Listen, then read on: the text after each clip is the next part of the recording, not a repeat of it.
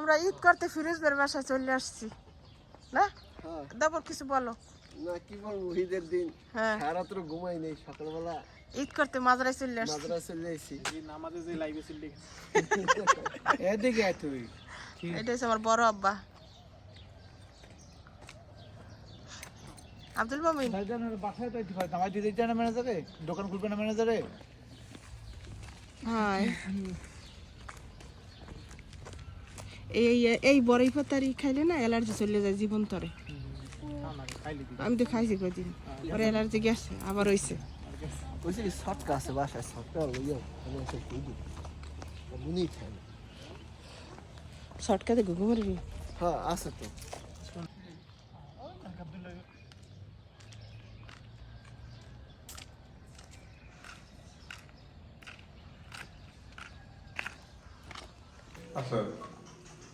ঈদ মুবারক। মাশাআল্লাহ মাশাআল্লাহ। আব্দুল মামিন দাদা ঈদ মুবারক জানাইছে। এই নামাজ পড়ে আসলাম।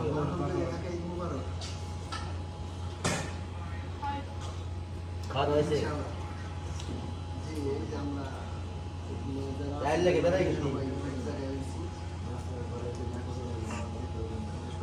সবাই দেখলে তো বলবে না যে আমরা মনে হয় ফিরোজপুর বাসায় ঈদ করছি। এখন তো ফিরোজপুর মুশকিলে পড়ে যাবে না।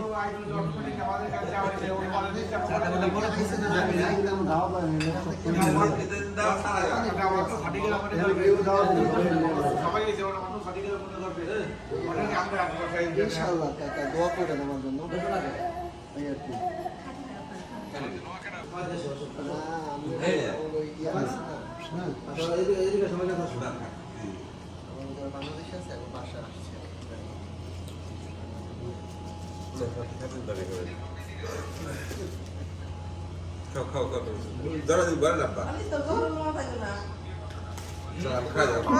আজকে মেহমানদারি করতে হচ্ছে দুলাভাই। হ্যাঁ মাশাআল্লাহ। হ্যাঁ আমি প্রথমবার দেখলাম দুলাভাই। দেশের রান্না তো বড় রান্না, আমি আর দুলাভাই রাঁধছি।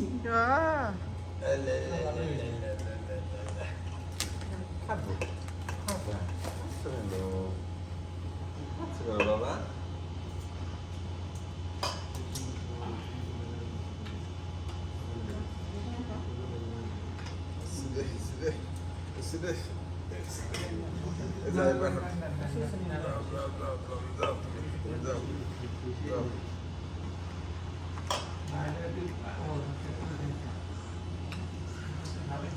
ঈদের দিন সকালবেলার খাবার।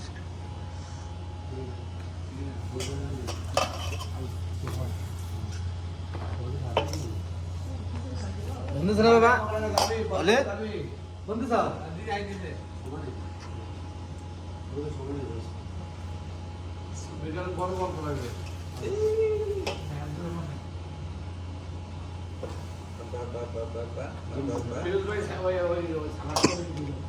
কে মাম্মাম খাবে? মাম্মাম খাবে?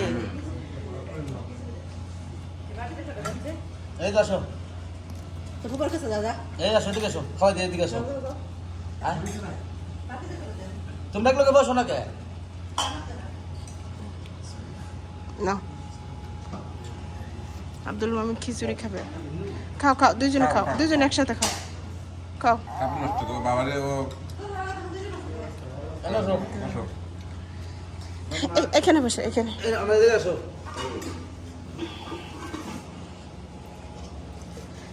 এদিকে আগে বসেন এখানে।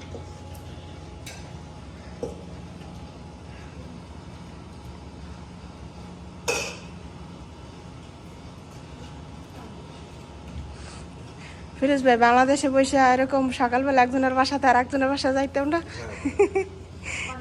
সেমাই খাইতে। তো আজ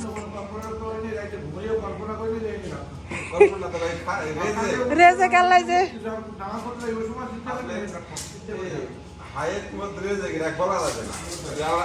না না যদি বুঝতাম যে সকালবেলা এখানে আসবো তাহলে আগে এসে পড়তাম।